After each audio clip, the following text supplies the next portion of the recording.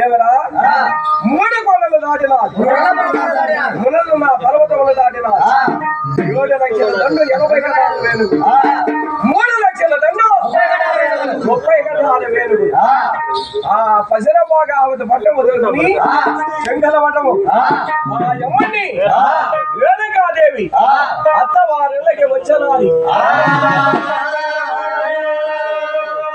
చూసింది శరాగండ పార్వతి అయ్యా అమ్మగారి నగరును అధికారి సారని 7 రేచుండి 7 పొగుళ్ళుగా అంటే అన్న పెట్టిన బాధలు చిన్నవా వదిన పెట్టిన బాధలు చిన్నవా అదే 7 రేచుండి 7 పొగుళ్ళుగా దాగున్న పొందిక మనకి దాగున్న పొందిక అమ్మగారు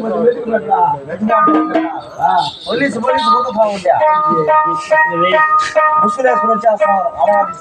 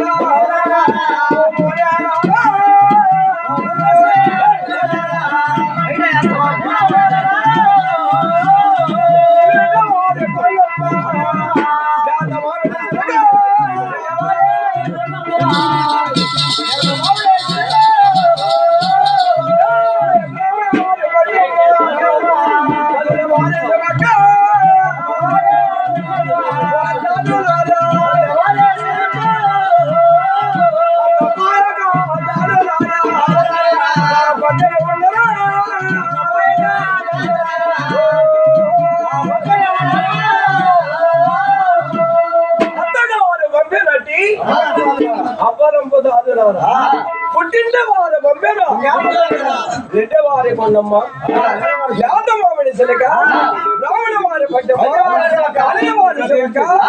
అమ్మ అంటే మా ఎర్రగారి కుమార్తె నాకు అధికారి సారి నేను కోరిన కోడలు కోరి బాగా తెచ్చుకున్న కోడలు ఆదామని తిరిగేది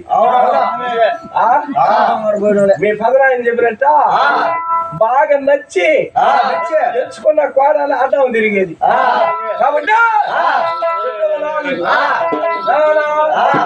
నా కుమార్తె మా ఎల్లగారి కుమార్తె 7 రేతుడు 7 పొగుళ్ళుగా జంతల వేర బయళ్ళ పోలవరంధ్రం వద్ద అమ్మనికి వివాహం జరిగి అదిగో వస్తమున్నాది చేత కట్టిన కంకణ నొచ్చ కట్టిన పాసిక నొచ్చనే ఉన్నాయి తలశాస రాలలేదు తల్లిదండ్రులు ఆదరడమాయనే లేదు అమ్మా నా కోడాలకి నిశ్చార్థ కుమార్తె పంచనార్థుల పడ్డరమ్మ దాదులారన్న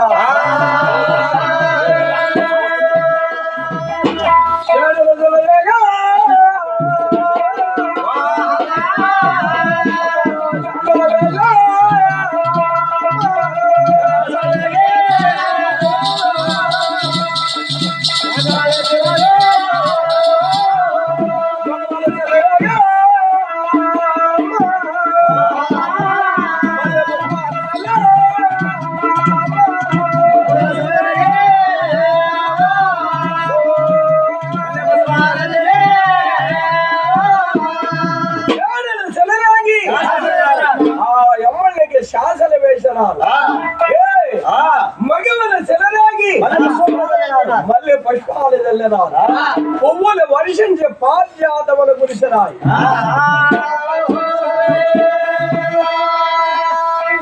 తన కోడలు అంటే తన కుమారుడు జమదగ్ని తన కోడలు అమ్మని రేణుకాదేవి కుడి పాదము అయ్యా కుడి పాదము కుడి కాలుతో ఆ గడప దొక్కి వచ్చినారా అప్పుడు చూస్తున్నారు అయ్యా 7 రోజుల ఏనాల పొద్దాయ 3 రోజుల మూడాల పొద్దాయ ఒక్క నిమిషం కూడా ఎవరా జమదగ్ని అప్పుడు చెప్తున్నాడు తల్లిదండ్రుల వద్దకు వచ్చినాడు అంటే తల్లిదండ్రులకి నమస్కారం చేసి అమ్మా ఆనాడు లలాట వంద బ్రహ్మదేవుడు నాకు లిక్తి రాసి ఉన్నాడు అమ్మా నాటి మాట కాలం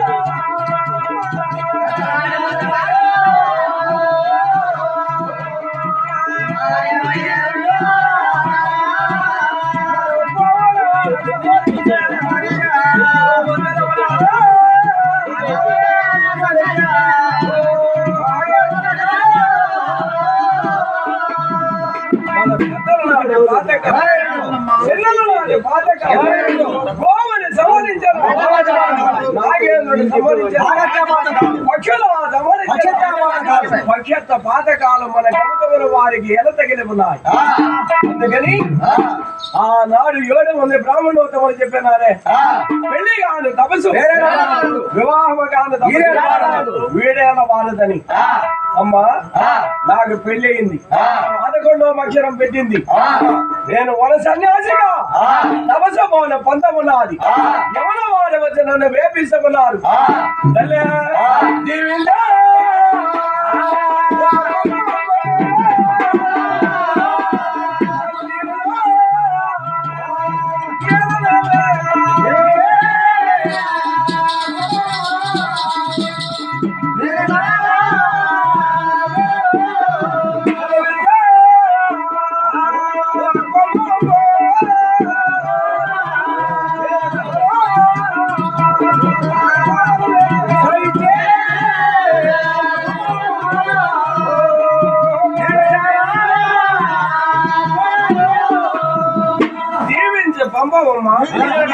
సెలవిచ్చే నల్లగొండ నందారవ గొల్లకమ్మ ప్రాంత్యం చీకటి కోన అది రేసుల మఠం పగలు చీకటి కోన అది పక్షుల మఠం ఎన్న నేల ఆ కోన ఎరగని పొగలు చూస్తే ఆ కోన పక్షుల కోన రేయి చూస్తే ఆ కోన రేసుల మఠం అటువంటి కోనకి తపస పోన పొందమున్నారు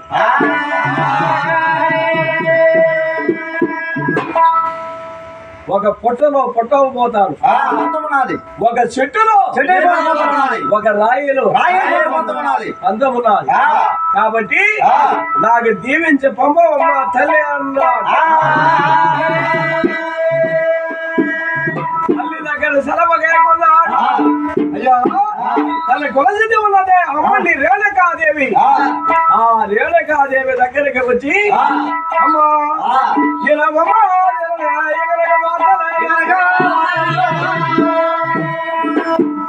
బామా ఏమి చెప్పదు బామ ఏమంది నేను కుడి కళ్ళే కన్నీరా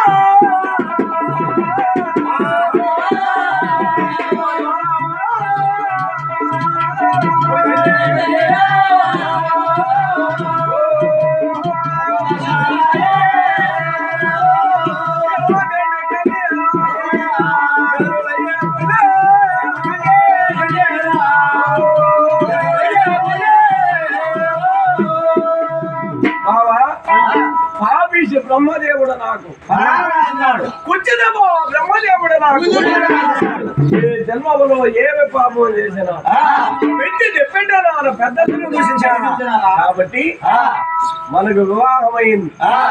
నేను అయోన సంబోధిని మా పెద్దల నాటి పాతకాలు మా చిన్నల నాటి పాతకాలు అచ్చలో కర్మములు ముంజట పాతకాలు నట్టింట పాతకాలు పెండి సందన పాతకాలు వెలుగలాడుతున్నాయి.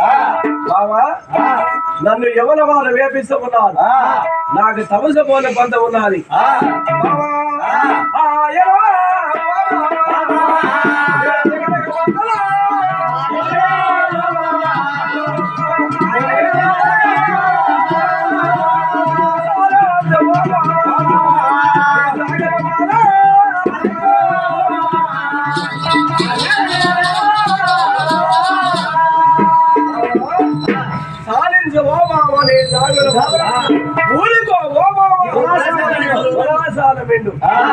నాకు గాన ఒక మారు నీవు గాన జీవించి పంపినామంటే నేను నల్లగొళ్ళ నందారం గొల్లకమ్మ ప్రాంతము తమసమాన పండవలాడే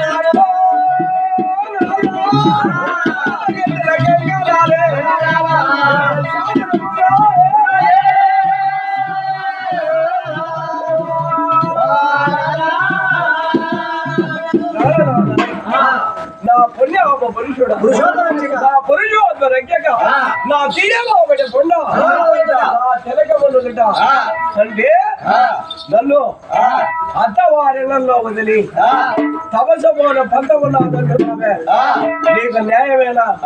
తలశాదు రాలిందా? తల్లిదండ్రులు విడవాసినారా?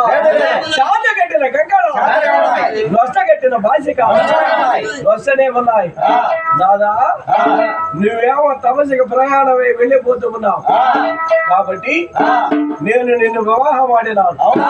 అంటే ఒక ఫలధనమో లేదు నాకు. పుత్రుల మీద ఆశ, పుత్రుల మీద గమనము. దాదా నాకు సంతానము కావాలి నాదా.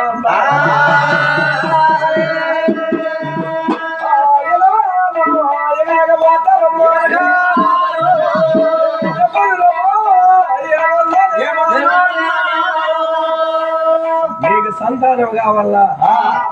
ఈయన పోయి అడవిలో ఉండి సంతానం తిరుపతి పోయా వసూలు హాస్పిటల్ గారు పోతే ఇంజక్షన్ ఇస్తారు. అదే కదా దాని చాలు 10 మంది పుడతారు. కాబట్టి అప్పుడు చెప్తాము నాయన నీకు సంతానం కావాలంటే బాబా నా మీద గమనం, నా మీద ఆశ, నా మీద భక్తి, నా మీద మమతలు. అందుకని ఇదిగో నా రుద్రాక్షి తావడం ఒక రుద్రాక్షి ఇస్తూ ఉన్నారు. అటు సగమరాత్రి వేళ, ఇటు సగమరాత్రి వేళ మానసమైన రాత్రిలో నేను గాని గమనానికి వచ్చినానా సట్టు రాత్రి మండకేసి నీకు సంతానం కావాలనుకున్నప్పుడు ఇట్లా 4 సుట్లు కుడిసే వలంబర ఎడమసే వలంబర ఒక సుట్టు 5 మందిని నీకు సంతానం ఇచ్చిన బాబా.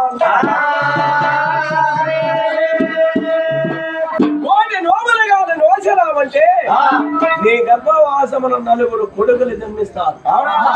అంటే వాళ్ళు కులముద్ధరించను గోత్రాల మారిన ఆడపడుచు కుమార్తెగా అవుతారు. అప్పుడు నీ గర్భవాసమున ఒక కుమార్తె జన్మించను.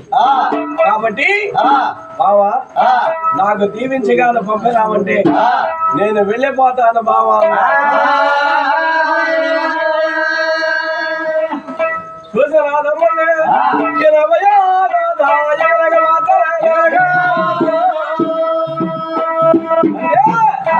తన ప్రాణనాథుడికి ఒక భక్తి ఒక నియమకముతో తన ప్రాణనాథుడు పాదములు శుద్ధిపరిచి ఆ తీర్థములు భయవాన చల్లుకుని నాదా క్షేమాన పోయే లాభాల రావయ్య ప్రాణనాథ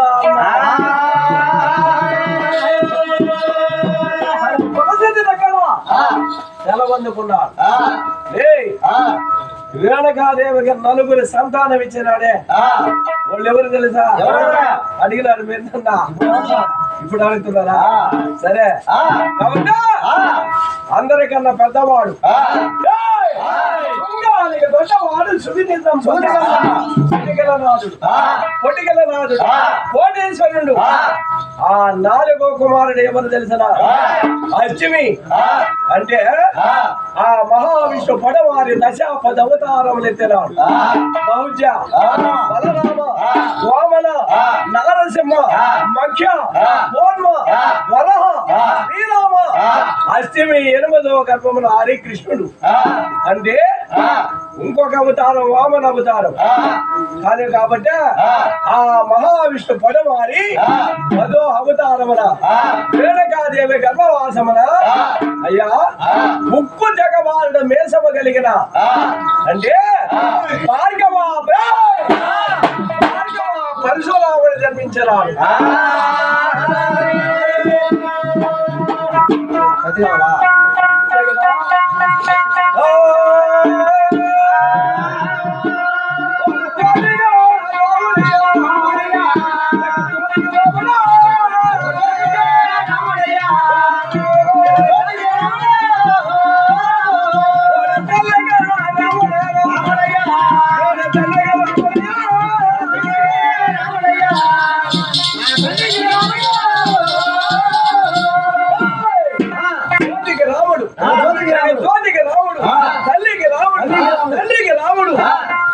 రామాన్ని వారిని రక్షిస్తూ ఉన్నాడు. రామ అనల వారిని సాయాగల వలె బలబల రాణిస్తూ ఉన్నాడు వాళ్ళ శరంబులు.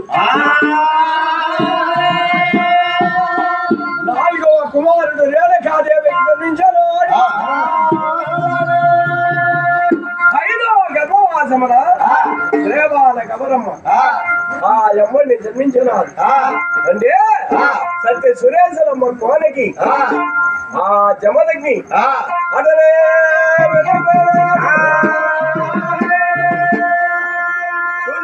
రేణుకాదేవి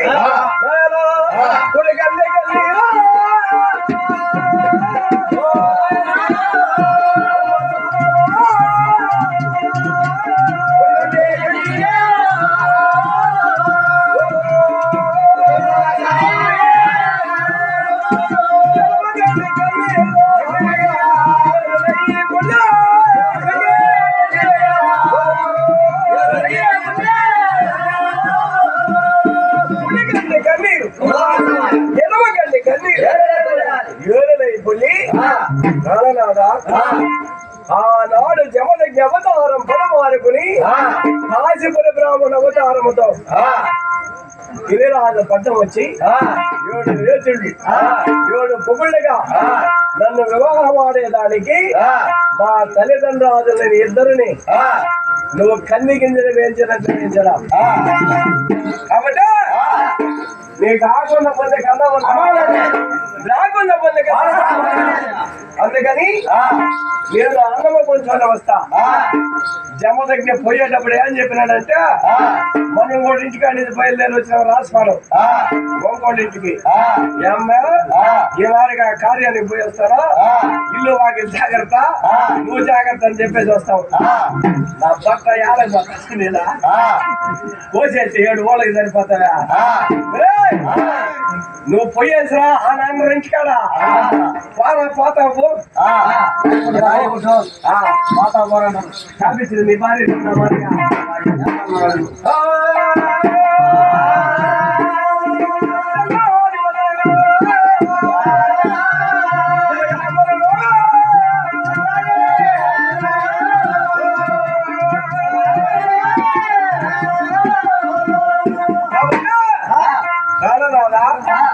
నీకు ఆకున్న పొందికి అన్నం లేదు, లేకున్న పొందికి వాళ్ళు దాహం లేదు. అందుకని నీ మీద గమనం, నీ మీద ఆయాస, నీ మీద మమత. నేను అన్నమ కూర్చొని వస్తాను నాదా అనే మనసులో అనుకుని చూసింది రమ్మంటే మీరు చెప్పుకోండి మా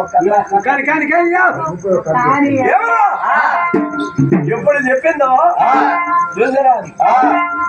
అంటుపడిన అన్నము, అంటుపడిన బాండవల్లో మన హరభక్తుడికి మోక్షము లేదు. చిందుపడిన బాండవల్లో అన్నము శివభక్తుడికి మోక్షము లేదు. అప్పుడు మట్టి బాండవులు మహిళన లేవు. మట్టి బాండవులు అంటే కొండలో ఎప్పుడా లేవు. అయ్యా ఆ మధ్య బాండవుల కొరకు ఎక్కడికి వస్తున్నదా? త్రిమూర్తులు విష్ణు ఈశ్వర బ్రహ్మదేవుడు. బ్రహ్మదేవుడిని కానీ అడిగినామంటే మనకు మధ్య బాండవులు తాయారు పరిశిస్తాడు. మన ప్రాణనాథుడి కన్నా కొంచెం పోవాలా. అందుకనే ఎంగిట బాండవులు మన ప్రాణనాథుడి కన్నా కొంచెం పోకూడదు అనుకున్నాదమ్మా. 12 మంది దాదులు పిలుస్తూ ఉన్నది రేణుకాదేవి.